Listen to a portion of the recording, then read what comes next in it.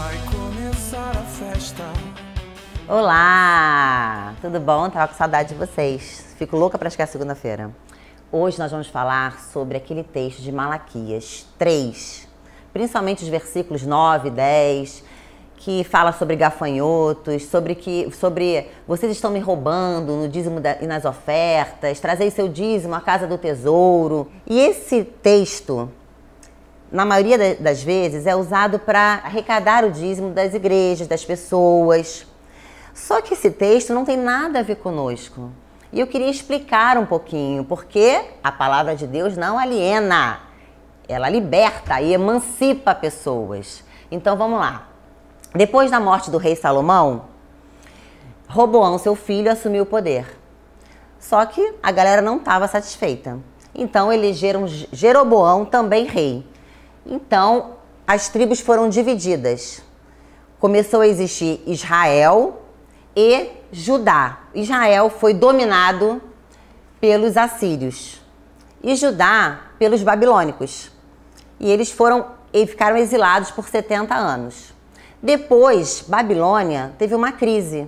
Então o Império Medo-Persa assumiu o poder e, durante o reinado do rei Ciro, ele decretou a libertação dos cativos de Judá. Então todos voltaram para sua terra e Judá prevaleceu.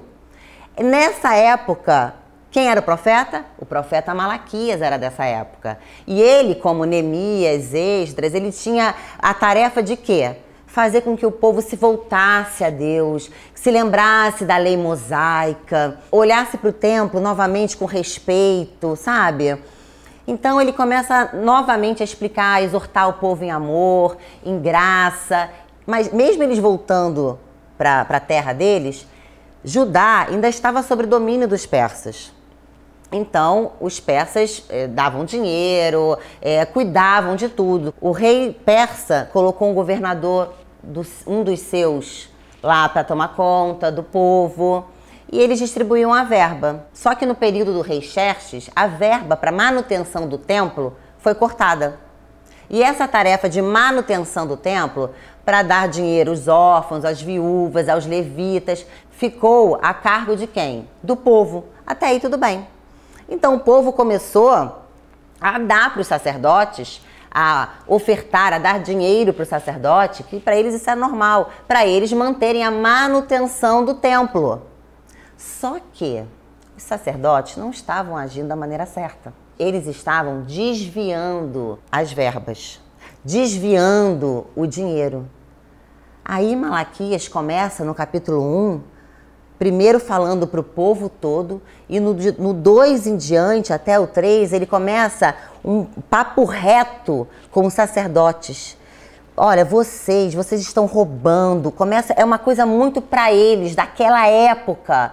Então não é justo usar este texto para aprisionar pessoas, para fazer com que pessoas tenham medo de dizimar. Isso foi um contexto da época, serviu para aquela época. Malaquias estava falando com os sacerdotes, um papo reto com eles. Vocês estão agindo errado. Não é assim que se faz. Não tem a ver conosco. Eu costumo dizer, eu já falei isso lá na minha comunidade, que o nosso povo é muito inteligente, principalmente da nossa comunidade, para aprisioná-los. Então a realidade é que o dízimos e ofertas serve para a gente pagar a conta. A cadeira que a gente senta não é para anjo. Lá onde nós nos reunimos, na Igreja Batista Soul, não é a casa do Senhor, não é o templo. Nós somos o templo do Senhor.